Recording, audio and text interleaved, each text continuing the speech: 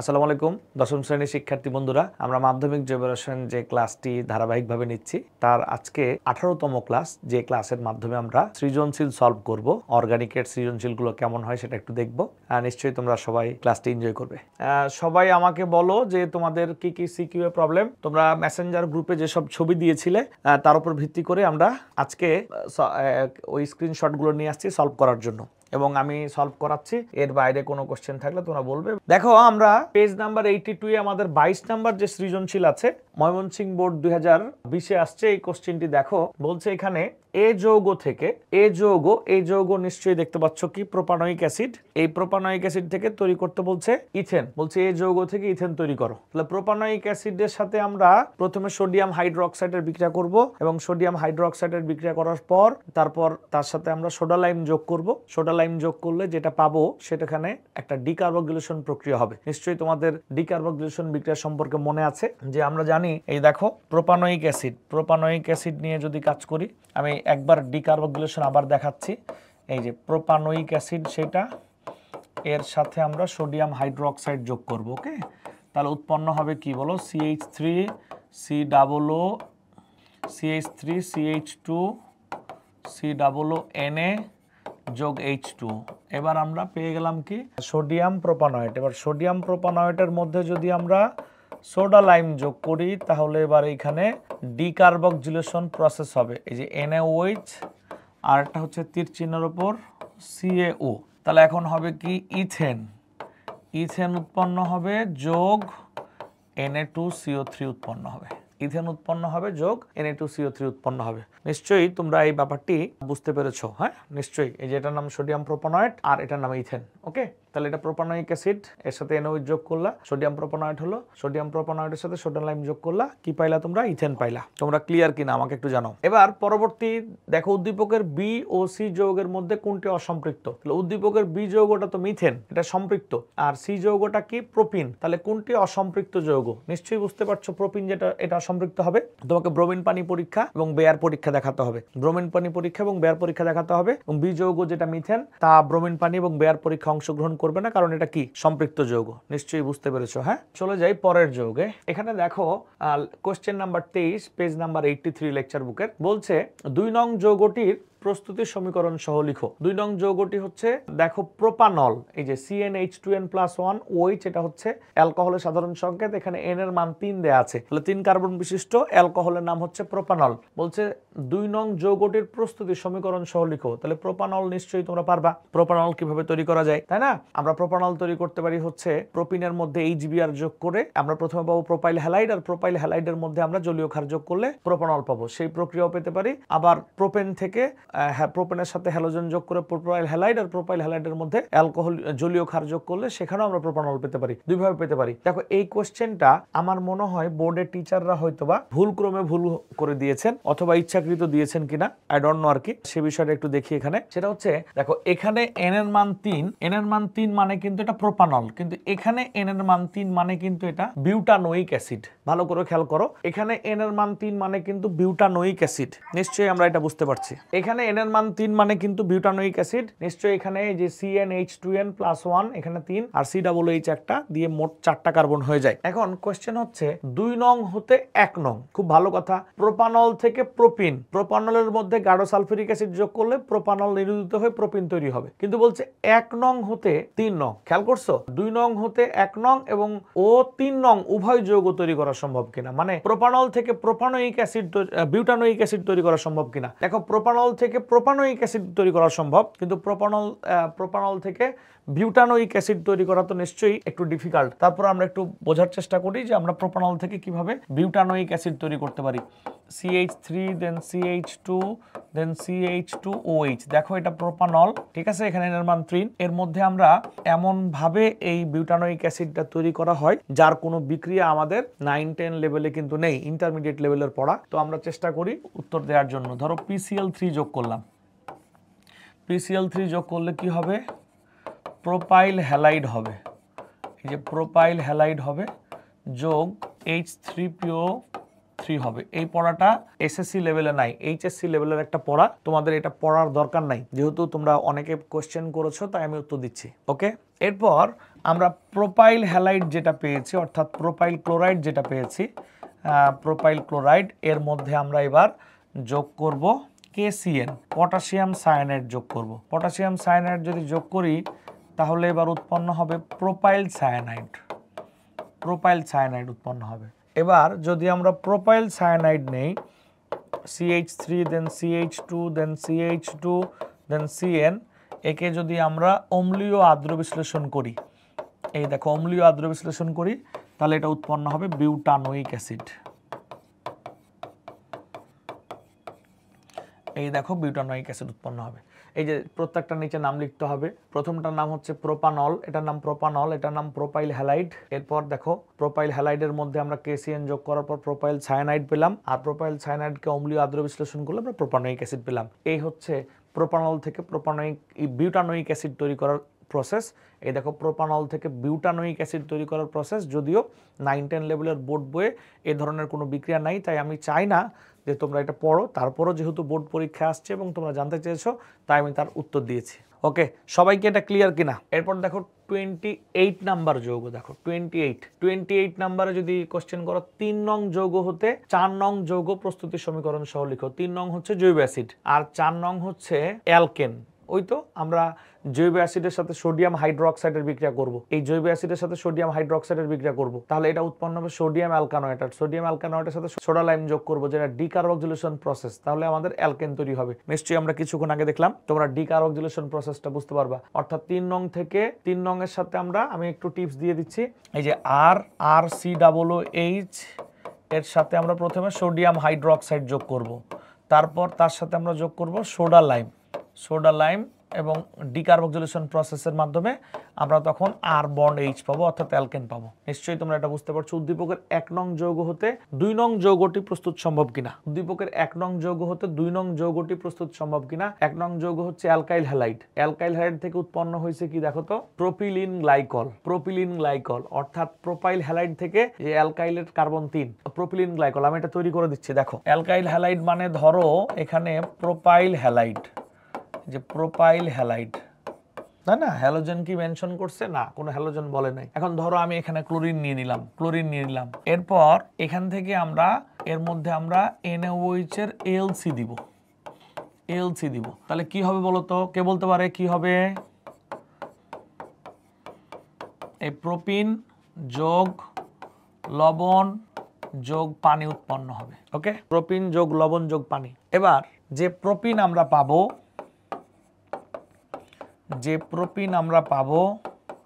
এই প্রোপিনের মধ্যে জায়মান অক্সিজেন যোগ করব, পানি যোগ করব, আর এই জায়মান অক্সিজেন আর পানি আসবে ক্ষারীয় KMnO4 থেকে, তাহলে উৎপন্ন হবে প্রোপিলিন গ্লাইকল।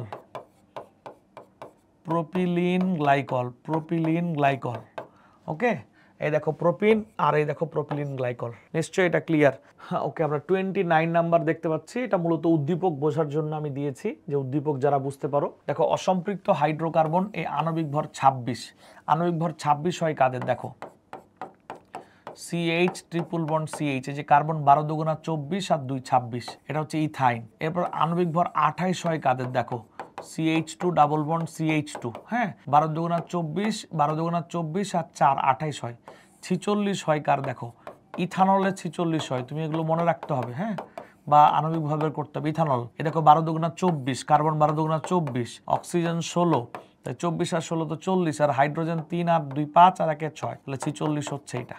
নিশ্চয়ই এটা ক্লিয়ার? উদ্দীপকের আণবিক ভর বোঝার জন্য। আশা করছি তোমরা এবার পারবা। একই বিক্রিয়ক ব্যবহার করে ইথিন এবং ইথাইনের মধ্যে পার্থক্য তৈরি করতে হবে। তোমাদেরকে আমি একটা কোশ্চেন পড়াইছিলাম, মনে আছে কিনা জানি না, তোমাদেরকে আমি একটা কোশ্চেন পড়াইছিলাম, আমাদের এর আগে লেকচারে আছে, যে ওই যে ইথাইন অম্লধর্মী কিন্তু ইথিন অম্লধর্মী নয়। ইথাইন অম্লধর্মী কিন্তু ইথিন অম্লধর্মী নয়, অর্থাৎ ইথাইনের সাথে ধাতব সোডিয়ামের বিক্রিয়া করালে সোডিয়াম কার্বাইড আর হাইড্রোজেন গ্যাস উৎপন্ন হয়, কিন্তু ইথিন যেহেতু অম্লধর্মী নয়, তাই ইথিন ধাতব সোডিয়ামের সাথে বিক্রিয়া করে না। এরকম একটা বিক্রিয়া পড়িয়েছিলাম, মনে আছে তোমাদের? তোমাদের, বলছে 2 ও 3 নং যৌগের পারস্পরিক রূপান্তর। 2 নং যৌগ হচ্ছে ইথিন আর 3 নং যৌগ হচ্ছে ইথানল। তাহলে ইথিন থেকে ইথানল আর ইথানল থেকে ইথিন। ইথিনের মধ্যে পানি যোগ করবা, ফসফরিক অ্যাসিড প্রভাবক দিবা, 300 ডিগ্রি সেলসিয়াস তাপমাত্রা দিবা, চাপ দিবা 60 atm, আর তাহলে পাবা কি ইথানল। আবার ইথানলের মধ্যে গাঢ় সালফিউরিক অ্যাসিড যোগ করবা, তাপ দিবা, তাহলে তুমি পেয়ে যাবা কি ইথিন। নিশ্চয়ই ইথিন থেকে ইথানল এবং ইথানল থেকে ইথিন, এটা বুঝতে পেরেছো এবং আমাদের লেকচার বুকে ডাইরেক্ট এটার উত্তর দেয়া আছে। ওকে, এরপর 30 নাম্বার, এটা হচ্ছে এক্স এর প্রথম সদস্য ক্লোরিন। ওই যে এক্স হচ্ছে মিথেন, মিথেন গ্যাসের ওই যে মিথেনের সাথে ক্লোরিনের যে বিক্রিয়াটা ধাপে ধাপে, সেটা এক্স ওয়াই জেড শনাক্তকরণ করো এবং এদের বর্ণনা করো। এক্স কি, ওয়াই কি, জেড কি, এটা তোমাদের মনে রাখতে হবে, ওই যে বইয়ের মধ্যে দেয়া আছে। তো এই ধরনের বর্ণনামূলক কোশ্চেন তুমি উত্তর না করলেও পারো আর কি, যেহেতু তথ্যমূলক কোশ্চেন উত্তর করে নাম্বার পাওয়াটা অনেক কঠিন। রিটার্নের জন্য উত্তর না করলেও পারো, এমসিকিউ এর জন্য তোমাকে এই চার্টগুলো পড়তে হবে। ওই যে চার্ট দেখবা, আংশিক পাতনের চার্ট আছে, ওখানে এক্স ওয়াই জেড এই তাপমাত্রা তোমাকে মুখস্থ রাখতে হবে। 33 নাম্বার, বুঝতেই পারছো 33 নাম্বার কি বলছে। সোডিয়াম প্রোপানয়েট সোডা লাইম যোগ করলে ইউ গ্যাস পাবা। সোডিয়াম প্রোপানয়েটের মধ্যে সোডা লাইম যোগ করলে কি পাওয়া যায়? সোডিয়াম প্রোপানয়েটের মধ্যে সোডা লাইম যোগ করলে কি পাওয়া যাবে বলো? এখানে 3 কার্বন, তাহলে ওখানে 2 কার্বন পাওয়া যাবে, ইথেন পাওয়া যাবে। এরপর স্টার্চের গাজন, ইথানল পাওয়া যাবে, ইথানলের নিরুদন, তাহলে কি পাবা? ইথিন পাবা। এগুলোই করতে বলছে। মাধ্যমিক যোগের বইটা নিয়ে আসো। দৈনন্দিন জীবনে ভি এর গুরুত্ব, মানে ইথানলের গুরুত্ব জানতে যাচ্ছে। আর ইউ, ডাব্লিউ এবং ডাব্লিউ থেকে ইউ, মানে ইথিন থেকে ইথেন। দেখো ভালো করে বুঝো, এই ইউ হচ্ছে কি ইথেন, ইথেন থেকে ইথিন, আর ইথিন থেকে ইথেন। বলো এটা পারবা কিনা? ইথেন থেকে ইথিন আর ইথিন থেকে ইথেন, দুইটা বিষয় খেয়াল করো। এখানে এই যে ইথিন আর ইথেনের পারস্পরিক রূপান্তর, ইথেনের পারস্পরিক রূপান্তর, হ্যাঁ ভালো করে বুঝি আমরা। প্রথমত আমরা ইথিনের মধ্যে আমরা হাইড্রোজেন যোগ করব। ইথিনের মধ্যে আমরা হাইড্রোজেন যোগ করব, প্রভাবক দিব নিকেল, হয়ে গেল ইথেন, হয়ে গেল ইথেন। এবার যদি আমরা ইথেনের মধ্যে হ্যালোজেন যোগ করি, তাহলে এটা হবে ইথাইল হ্যালাইড, ইথাইল হ্যালাইড হবে, ইথাইল হ্যালাইড হবে। ওকে, এই যে ইথেনের মধ্যে হ্যালোজেন যোগ করলে ইথাইল হ্যালাইড হবে। এখানে ইউভি রে দিতে হবে, রাইট? এবার ইথাইল হ্যালাইড এর মধ্যে তুমি যদি এবার অ্যালকোহলীয়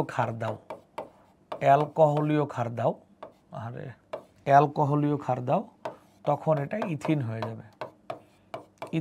যাবে, এই দেখো ভালো করে বুঝো, ইথিনের মধ্যে হাইড্রোজেন যোগ করবা, ইথেন পাবা। আবার ইথেনের মধ্যে হ্যালোজেন যোগ করবা, ইথাইল হ্যালাইড পাবা। ইথাইল হ্যালাইডের মধ্যে অ্যালকোহলীয় ক্ষার দিবে, ইথিন পাবা। বলো তো এই কোশ্চেনটা সবাই বুঝতে পেরেছো কিনা? এবার দেখো পরবর্তী কোশ্চেন, বলছে এ, বি এবং সি যথাক্রমে অ্যালকেন, অ্যালকিন ও অ্যালকাইন শ্রেণীর যৌগ, যাদের আণবিক ভর যথাক্রমে 44, 28 এবং 26। দেখো এ হচ্ছে অ্যালকেন, যার আণবিক ভর 44, তার মানে 3 কার্বন বিশিষ্ট হওয়ার কথা। 3 কার্বন, এই যে C3H8, আমরা হিসাব করি 3 × 12 = 36, 36 আর 8 = 44, ঠিক আছে? তাহলে এটা প্রোপেন, 28 হচ্ছে প্রোপিন ইথিন, আর 26 হচ্ছে ইথাইন। বলছে এই যৌগটি ডিকার্বক্সিলেশন বিক্রিয়ার মাধ্যমে তৈরি করা যাবে কি? হ্যাঁ অবশ্যই, ইথেন তো প্রোপেন তো ডিকার্বক্সিলেশন বিক্রিয়া তৈরি করা যাবে। সোডিয়াম বিউটানোয়েট নিতে হবে, সেখান থেকে আমরা প্রোপেন পেয়ে যাব। আচ্ছা, বলছে পানি যৌগে বি ও সি যৌগ থেকে ভিন্ন ভিন্ন উৎপাদ পাওয়া যায়, বিক্রিয়া সব বিশ্লেষণ করো। নিশ্চয়ই ইথিনের মধ্যে পানি যোগ করলে যা পাওয়া যাবে, ইথিনের মধ্যে পানি যোগ করলে ইথানল পাবা, আর ইথাইনের মধ্যে পানি যোগ করলে কি ইথানল পাবা। ইথাইনের মধ্যে পানি যোগ করলে কি পাবা? এই দেখো ইথাইন যোগ পানি, ইথাইন যোগ পানি, তাহলে কি হবে বলো? 2% মার্কিউরিক সালফেট, 20% সালফিউরিক অ্যাসিড, তাহলে উৎপন্ন হচ্ছে কি বলতো? ইথানল উৎপন্ন হচ্ছে, এটা ইথাইন। আর ইথিনের মধ্যে পানি যোগ করলে কি উৎপন্ন হয়? ইথিন যোগ পানি, ওই যে ফসফরিক অ্যাসিড প্রভাবক H3PO4, হ্যাঁ 300 ডিগ্রি সেলসিয়াস তাপমাত্রা, 60 atm চাপ, তাহলে এটা উৎপন্ন হবে কি বলো? ইথানল উৎপন্ন হবে। তাহলে আমরা বুঝতে পারছি ইথিনের মধ্যে পানি যোগ করলে ইথানল, আর ইথাইনের মধ্যে পানি যোগ করলে কি ইথানল উৎপন্ন হবে। ওকে, সবাই এটা বুঝতে পেরেছো কিনা একটু কমেন্ট করে জানাও দেখি। এখানে ডিইজি জৈব যৌগ, যাদের সাধারণ সংকেত যথাক্রমে অ্যালকেন, অ্যালকিন এবং জৈব অ্যাসিড। ডিটা হচ্ছে অ্যালকেন মানে ইথেন, তারপরটা ইথিন, আর তারপরটা প্রোপানোয়িক অ্যাসিড। এখানে এন এর মান 2 মানে কিন্তু একটা কার্বন বেড়ে যাবে। বলছে জি থেকে ডি তৈরি করো। জি থেকে ডি তৈরি করো। জিটা হচ্ছে প্রোপানোয়িক অ্যাসিড আর ডিটা হচ্ছে প্রোপেন। ওই যে প্রোপানোয়িক অ্যাসিডকে সোডিয়াম প্রোপানয়েড বানাবা, সোডিয়াম প্রোপানয়েড থেকে ইথেন পাবা, নিশ্চয়ই এটা পারবা তাই না? এবার হচ্ছে উদ্দীপকের ই যৌগটি সংযোজন বিক্রিয়া অংশগ্রহণ করলো, ডি যৌগ তা করে না। ই যৌগটি সংযোজন বিক্রিয়া অংশগ্রহণ করলেও মানে ই যৌগ মানে কি ইথিন সংযোজন বিক্রিয়া অংশগ্রহণ করে, কিন্তু ইথেন তো করবে না, কারণ ইথেন তো ব্রোমিন পানি বা বেয়ার পরীক্ষা দেয় না, কারণ ওর মধ্যে কোনো পাই বন্ড নাই। বুঝতে পেরেছো নিশ্চয়ই? এরপর এখানে দেখতে পাচ্ছ যে যৌগটি একটি অসম্পৃক্ত যৌগ কিভাবে প্রমাণ করো, ব্রোমিন পানি আর বেয়ার পরীক্ষা। এম থেকে যে যৌগটি প্রস্তুত সম্ভব কিনা। হ্যাঁ, এই এম কে আগে প্রোপানোয়িক, এম কে আগে জৈব অ্যাসিড বানাবা, অ্যালডিহাইডকে জারিত করে আগে জৈব অ্যাসিড বানাবা, জৈব অ্যাসিড থেকে জৈব অ্যাসিডকে এবার তুমি অ্যালকেন বানাবা, একটা কার্বন কমে যাবে। এবার ওই অ্যালকেনকে আচ্ছা আমরা যদি একটু দেখায় দেই, এখানে এন মান 2 মানে এম হচ্ছে প্রোপানেল, দেখো তাহলে এটার নাম কি? প্রোপানেল। এটার নাম কি বলো? প্রোপানেল। এই প্রোপানেলকে আগে আমরা জারিত করে কি তৈরি করব বলো? এই যে K2Cr2O7H2SO4 জারিত করলে হবে প্রোপানোয়িক অ্যাসিড। আচ্ছা, প্রোপানোয়িক অ্যাসিড, দেখো প্রোপানোয়িক অ্যাসিড তৈরি করব। এখন বলছে যে এম থেকে জে তৈরি করতে হবে প্রোপিন। এখন প্রোপানোয়িক অ্যাসিডকে এই প্রোপানোয়িক অ্যাসিডের সাথে আমরা কি যোগ করব বলো তো? Sodium hydroxide. তাহলে হবে কি?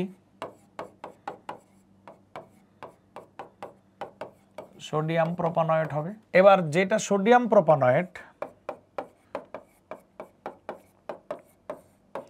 এর মধ্যে আমরা যোগ করব সোডা লাইম, এই যে NOH আর কি হবে বলো? CaO। তাহলে হবে কি বলো তো? ইথেন হবে। হ্যাঁ, ইথেন হবে। আমি কিছুক্ষণ আগেই তোমাকে দেখালাম যে এই ইথেনের মধ্যে যদি আমরা এবার হ্যালোজেন যোগ করি, কি যোগ করি? হ্যালোজেন Cl2, তাহলে এই যে ইউভি রশ্মির উপস্থিতিতে হবে, দিয়ে হবে এটা ইথাইল হ্যালাইড হবে। এবার কোন অ্যালকাইল হ্যালাইডের মধ্যে যদি আমরা এবার এই ইথাইল হ্যালাইডের মধ্যে যদি আমরা অ্যালকোহলীয় ক্ষার যোগ করি, AlC যোগ করি, তাহলে উৎপন্ন হবে অ্যালকিন। নিশ্চয়ই তোমরা বুঝে গেছো। হ্যাঁ, আচ্ছা, অ্যালকিন যোগ লবণ যোগ পানি, প্রতিটা বিক্রিয়ক উৎপাদের নিচে নাম লিখতে হবে। আমি শর্টকাটে সলভ করছি জন্য নাম লিখি নাই। এটা ক্লিয়ার কিনা? 48 নাম্বার বুঝাইছিলাম হয়তোবা, আবার একটু বুঝাই, বা তোমাদের ব্যাচে বুঝাইছি কিনা দেখো। এটা দেখে তোমাদের মনে হচ্ছে কিনা কিছু, এটা হচ্ছে স্টার দেখো, স্টার যোগ পানি। হ্যাঁ, তাপ দিলে কি হবে? এটা যদি H+ থাকে এখানে, এই যে স্টার যোগ পানি, জৈব অ্যাসিড যোগ অ্যালকোহল, এই যে স্টার যোগ পানি, জৈব অ্যাসিড যোগ অ্যালকোহল, বুঝতে পারছো? তাহলে এখন দেখো, এই যে স্টারের কার্যকারী মূলক কি জানো? COR। ভালো করে বোঝাই। এখানে দেখতে পাচ্ছ না আর, এইটুক হচ্ছে আর, এই অ্যালকাইল মূলক। এই পানিকে যদি তুমি এইভাবে লিখো HOH, খেয়াল করো পানিকে এইভাবে লেখা যায়, দেখো পানিকে HOH লেখা যায়। এই যে আর এর সাথে চলে আসে OH, এই যে স্টারের আর এর সাথে চলে আসে পানির OH, আর বাদে বাকি যেটুক থাকে তার সাথে আসে H। আবার পানিকে HOH রূপে লেখা যায়। স্টারের আর এর সাথে আসবে OH, আর এই CH3COO এর সাথে আসবে কি? H। তার মানে আমরা বুঝতে পারছি স্টারের আর যেটা, সেটা হবে অ্যালকোহল, আর বাদে বাকি যেটুক থাকবে সেটুক জৈব অ্যাসিড। তাহলে আর হচ্ছে ইথাইল, তার মানে ইথাইল হয়ে যাবে কি বলতো? কে বলতে পারে? ইথাইলের সাথে OH যুক্ত হবে। তাহলে ইথাইল যদি OH যুক্ত করে কি হবে বলো, দ্রুত বলো? ইথানল। আর ইথানল বাদে যেটুক আছে, হ্যাঁ, ইথানোয়িক অ্যাসিড। আচ্ছা, এটা নিশ্চয়ই পারবা সবাই। এইটা দেখো 3 কার্বন বিশিষ্ট অ্যালকিনের মধ্যে পানি যোগ করলে এটা কি হবে? প্রোপানল হবে। আর পলিমারটা আমাদের বর্তমান সিলেবাসে এই বছর নাই। এই দেখো, এইটা একটু বুঝে নাও, খেয়াল করো, একটু বোর্ডের দিকে তাকাও। সব থেকে ইম্পর্টেন্ট পড়া, এটা খুব গুরুত্বপূর্ণ একটা টেকনিক আমি তোমাকে শেখাবো এখন। হ্যাঁ, এই যে যদি কোনো যৌগের সংকেত হয় CnH2nO2, তাহলে বুঝবা এটা জৈব অ্যাসিড হবে। যদি কোনো যৌগে দেখো CnH2nO2 হয়, এরকম টাইপের সংকেত হয়, তাহলে বুঝবা এটা জৈব অ্যাসিড। দেখো এখানে কার্বন 4টা, হাইড্রোজেন 8টা, আর সঙ্গে O2, তাহলে এটা হচ্ছে বিউটানোয়িক অ্যাসিড হবে। CH3 দেন CH2 দেন CH2 দেন COOH। দেখো কাউন্ট করে দেখো, কার্বন 4টা, হাইড্রোজেন 3, 2 5 আর 2 7 আর 1 8টা। তাহলে আমরা কি বুঝতে পারছি কোন যৌগে যদি কার্বন যা থাকবে হাইড্রোজেন তার দ্বিগুণ সঙ্গে O2 হয়, তাহলে এটা কি হবে বলো তো? তাহলে এটা হবে জৈব অ্যাসিড। দেখো তার উদাহরণ কি তোমরা বুঝতে পেরেছো? একটু আমাকে জানাও বুঝতে পেরেছো কিনা। এবার খেয়াল করো, যদি সেম টাইপের কোশ্চেন হয়, যদি কখনো CnH2n + 2O হয়, অর্থাৎ এটা তাহলে হবে এটা অ্যালকোহল, তাহলে হবে এটা অ্যালকোহল। অর্থাৎ যদি উদাহরণ হিসেবে আমরা দেখি C3H8O, অর্থাৎ যদি CH3 দেন CH2 দেন CH2OH হয়, তাহলে এটা হবে প্রোপানল। এটা হবে কি? প্রোপানল। দেখো প্রোপানল হবে, কার্বন 3টা, হাইড্রোজেন 8টা, 3 2 5 2 7 আর 1 8 আর একটা অক্সিজেন, প্রোপানল হবে। ওকে, এবার যদি আমরা অ্যানাদার টিপস পড়ব, যদি এমন হয় যে CnH2nO, তাহলে হবে অ্যালডিহাইড।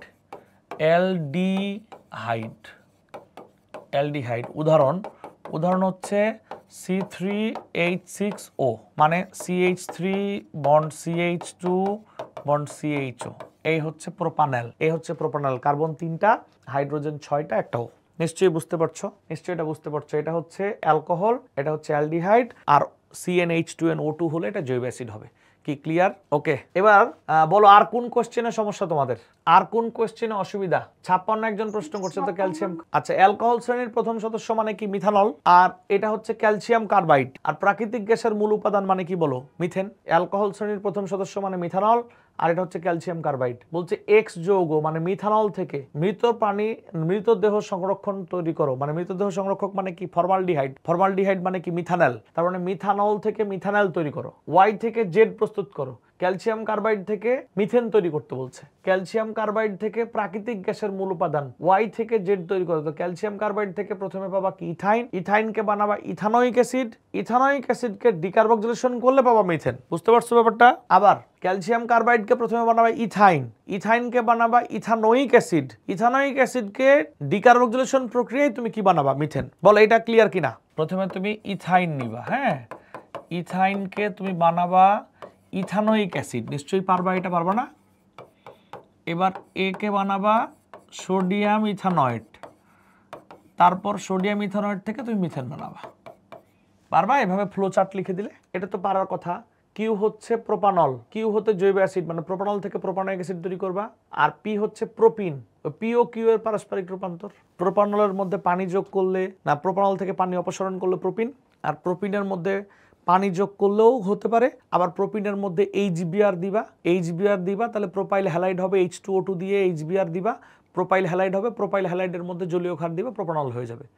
ওকে, বলে এটা ক্লিয়ার কিনা? POQ মানে অ্যালকোহল ও অ্যালকিনের পারস্পরিক রূপান্তর। বলছে কোনটি অসম্পৃক্ত? বুঝতেই পারছো এটা হচ্ছে কিসের বিক্রিয়া?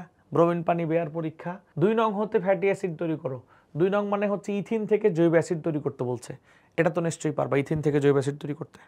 মোটামুটি যে কয়টা কমেন্ট আমি পেয়েছিলাম সবগুলো শেষ করলাম। যদি তোমাদের কোনো কোশ্চেন থাকে কোশ্চেন করতে পারো, নাহলে আমি শেষ করতে চাই। আচ্ছা, 58 নম্বরের ঘ, বি যৌগ যদি চিন্তা করি, তাহলে বি যৌগটা কি বলতো? বি যৌগটা কি? বি যৌগটা হচ্ছে প্রোপানল। প্রোপানল থেকে ইথেন তৈরি করতে হবে। এটা প্রোপানলকে আগে প্রোপানোয়িক বানাবা, প্রোপানোয়িক থেকে ডিকার্বক্সিলেশন প্রক্রিয়ায় ইথেন বানাবা, একটা কার্বন অটোমেটিক কমে যাবে। বিটা প্রোপানল, প্রোপানলকে প্রোপানোয়িক অ্যাসিড বানাবো, আর প্রোপানোয়িক অ্যাসিডকে ডিকার্বক্সিলেশন বিক্রিয়ায় ইথেন বানাবো। বলো এটা ক্লিয়ার কিনা? 59 নম্বরের কোনটা জানতে চাও অরিশা? বলো গ না ঘ? গ। সি যৌগ হচ্ছে ভিনাইল ক্লোরাইড। ও এটা হচ্ছে পলিমার, ওই যে পিভিসি পড়ালাম না ওইটা। এ হচ্ছে ইথাইনের মধ্যে HCl যোগ করলে ভিনাইল ক্লোরাইড, আর ভিনাইল ক্লোরাইডকে পলিমারকরণ করলে পলিভিনাইল ক্লোরাইড হবে। বুঝতে পেরেছো এবার? 36-37 ঘ। ওকে, 36 ঘ, উদ্দীপকের বিক্রিয়ক থেকে ভিনেগার প্রস্তুতি। উদ্দীপকের বিক্রিয়ক মানে ইথানল, ওই ইথানলেরকে মাইকোডার্মা অ্যাসিটি, ইথানল যোগ অক্সিজেন, আর ব্যাকটেরিয়া দিবা মাইকোডার্মা অ্যাসিটি, তাহলে ইথানোয়িক অ্যাসিড পাবা। ইথানলের পাশে ব্র্যাকেটে 10% লিখবা। বুঝতে পেরেছো? ইথানল দেখবা লেকচার শিটে একটা বিক্রিয়া দেয়া আছে, ইথানল যোগ অক্সিজেন, ইথানল এই 10% যোগ অক্সিজেন, আর এখানে একটা ব্যাকটেরিয়া ছিল, ব্যাকটেরিয়া মাইকোডার্মা অ্যাসিটি, মাইকোডার্মা অ্যাসিটি, তাহলে ইথানোয়িক অ্যাসিড পাবা, যেটাই ভিনেগার। দেখো এই যে বলছে উদ্দীপকের বিক্রিয়ক থেকে ভিনেগার, ভিনেগার এই বিক্রিয়ক তো ইথানল, ইথানলকে অক্সিজেন দ্বারা জারিত করব, বিক্রিয়ক লাগবে না, প্রভাবক লাগবে কি বলতো, ব্যাকটেরিয়া একটা, মাইকোডার্মা অ্যাসিটি ব্যাকটেরিয়া, তাহলে পাবা ভিনেগার। বলো এটা ক্লিয়ার কিনা এবার? এক্স যৌগ থেকে ভিনেগার উৎপাদন সম্ভব কিনা? এক্স যৌগটা কি? ইথাইন, ইথাইন থেকে ইথানল, আর ইথানল থেকে ইথানোয়িক অ্যাসিড, ইথাইন থেকে ইথানল ওই পানি যোগ করলে, আর ইথানলকে জারিত করলে ইথানোয়িক অ্যাসিড। 37-এর ঘ বুঝছো? এই দেখো এই বিক্রিয়াটা ইথানল থেকে ভিনেগার। পারবা এখন? দেখো তো। সবাইকে অনেক ধন্যবাদ জানাচ্ছি, আজকের মতো বিদায় নিচ্ছি, দেখা হবে ইনশাল্লাহ পরবর্তী ক্লাসে। ধন্যবাদ সবাইকে, আসসালামু আলাইকুম, আল্লাহ হাফেজ।